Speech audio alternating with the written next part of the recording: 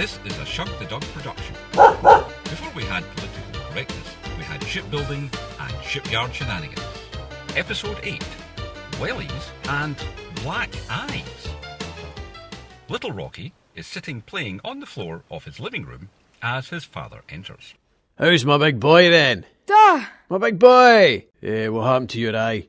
Is that a shiner? I got it at school. It was Mr. Grant, the PE teacher. He told me to pay attention and then he threw a ball at me. He did he? PE teacher? We'll see about this then.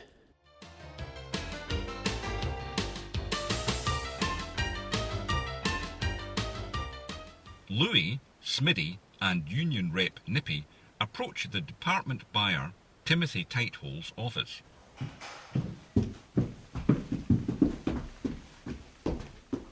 You got the farting buzzer, Smid? I sure have. Hey, come here, you two. You better not be up to no shenanigans. And you have to smoke that pipe and wear that false beard. I told you, he barred me from his office. If I don't wear a disguise, he won't let me in. Well, I'm just saying no shenanigans. Knock again, Nippy. He's just ignoring us. Enter. And what can I do for you men? As for Department Union Rep, I'm here about the wellies the boys have asked for to prevent them from getting electric shocks. You, old man, you can't smoke that pipe in here. Did you not hear me? Put that puffing pipe out. He's a bit on the corned beef side, Timothy. My name is Duncan. For some reason you men all refer to me as Timothy. It's because you're a Timothy Tighthole. What did you say? And put that pipe out. Sorry about that, Chief. A bit of flatulence between friends, eh? Oh, here we go again. Curry night last night. Now, about the Wellington boots, the men require Duncan. Now, these men have approached me before on this matter, and I have explained to them I don't have any to give them. I've said to put that pipe out. Who the hell do you think you are wandering in here puffing like it's your office? So, you're saying you don't have any Wellingtons in the store to give them? Exactly. What was that you said, old man? Sorry about that again. The boona always comes back to bite me the next day. So what about our wellies? I've just answered that question. I don't have any to give you. None. You told us last time you'd be getting them in soon. Can you tell us when you'll be getting them in, Tim? Duncan? To answer that question, I firstly have to explain that I've got a tight budget to work with and only so much money to spend. Is that cattle shite I smell? You gave us the same excuse last time, saying you'd look into it. And I will at the next budget. When's that? May. May? That's 3 months away. Summer will be back by then. We'll not need any wellies. Well, that will be good news for my budget. What? How dare you spit on my office floor, you uncouth old man? And farting! You have my answer. Now you, shop steward, take this one with the stinky arse and the other ill-trained monkey out of my office pronto. Nippy? As Department Union Rep, I'm not letting it rest at this, Timothy. It's Duncan, you fool, not Timothy. Yeah, Duncan. Well, the men have a legitimate reason for the request, so I'll be calling a meeting on the shop floor. As long as it's not held on my floor. Now out with you. This issue won't go away. It's best that we resolve it now. Out! Out! And take this filthy old man with you. It's me, in disguise, Louis. You're barred from this office. As long as Tom Shepherd's never ran out of disguises, I'll always find a way to come in here and annoy you until we get those wellies. I'm calling security. Don't bother, we're leaving, but we'll be back. So what happens now? What do you mean? You heard him. He doesn't have any wellies to give us. My arse, he's lying. So when will you hold a shop floor meeting? Oh, I just said I was going to hold a meeting. It's an old union trick. So no meeting? No, like he says, he'll review the situation at the next budget meeting. He's got wellies in there, alright. He's as tight as a badger snaffle. And you, spitting on his floor and pulling off your disguise. I said no shenanigans. So what are we going to do now? I said it was a waste of time getting the union involved. Aye, and it didn't help me farting. What, this? It's a farting buzzer. It gives you the sound without the smell. It's clear Timothy hasn't given in, so that means it's war.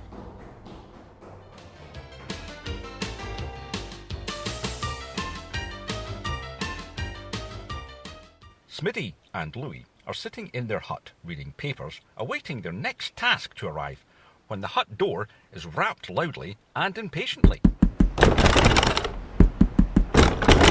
All right. Hold on a minute.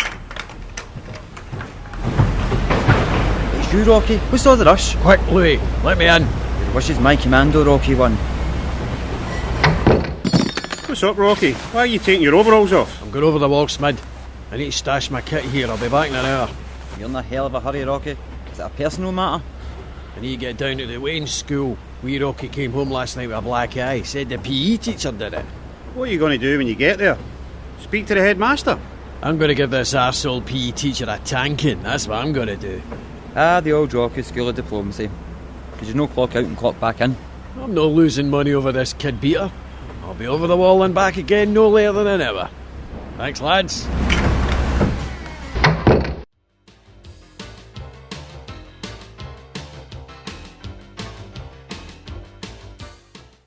Smitty and Louis approach yard manager Ted McKenna during his yard tour. Are you sure this is going to work, Lou? Trust me, Smid. We'll be wearing them issued wellies by the end of the shift. Aye, or going down to the brew to sign on.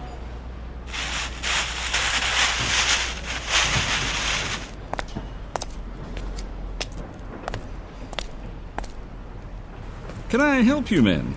As a matter of fact, you can, Mr. McKenna. It's about these supermarket carrier bags we're wearing. Good God! Why on earth are you walking around wearing carrier bags on your feet? Well, you see, we're electricians, and we're getting electric shocks due to having wet work boots. Why bring this matter to me? Inform your department store's manager and require insulated Wellington boots. Can we quote you on that? Yes, of course you can. Tell your department head that I've authorised it. Thanks for that, Mr. McKenna. And of course, you want our names to commend us for bringing this matter to your attention. Of course. To commend you to your department head. Well, I'm Billy Brune, and he's Nippy McCall, the shop steward. Brune and McCall. Well, you'll be hearing from your supervisor in due course. He's no as big an arsehole as everybody says he is. I think he can still hear you. I hope so.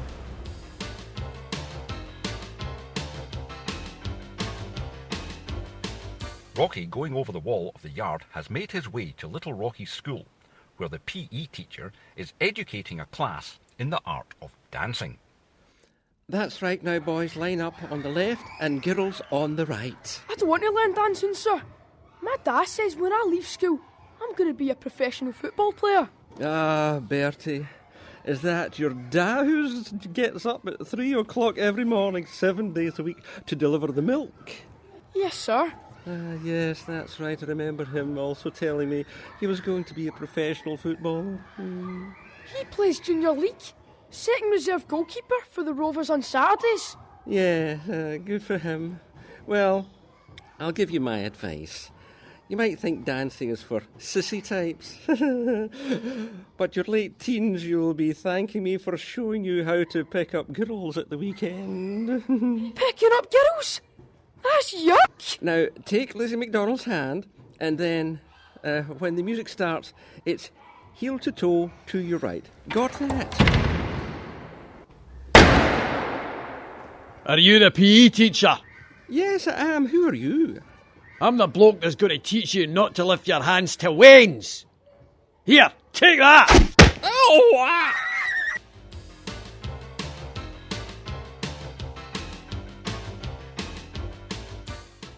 Smitty enters the workshop, observing Feelybum sweeping the floor. Hey, Feelybum, I'm heading into toilets. Have you cleaned them today? I'm too busy cleaning the toilets.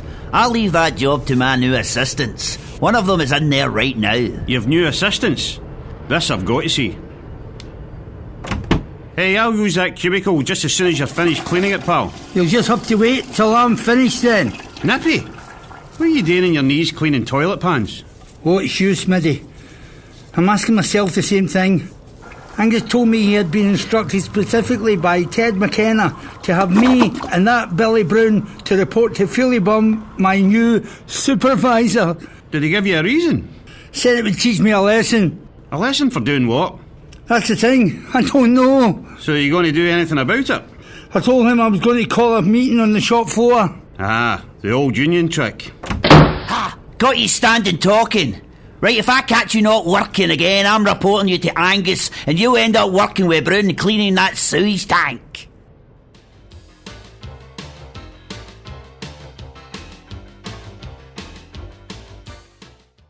Within the living room, Rocky and Tilly are eating their evening meal, while little Rocky is playing on the floor. Right, little Rock, sit back up at this table and finish the peas in your plate. I don't like peas. I don't care. You're sitting at this table until those peas are finished. Look, on the telly, it's my school. So it is, son. Turn up the sound. When a person described as unhinged attacked a PE teacher in front of pupils. The teacher was treated for minor injuries and is comfortable. Police are requesting any information in helping to trace the perpetrator of this attack. Some madman came into the school today and beat up Mr. Dudgeon, the PE teacher, this morning. A madman, you say? Yeah, they're saying he had blazing red eyes and a face like that lassie for The Exorcist. Now, you've been told not to watch those scary films.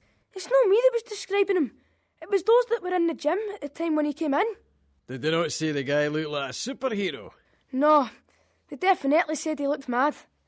I wish it was Mr. Grant, the mad guy, beat up.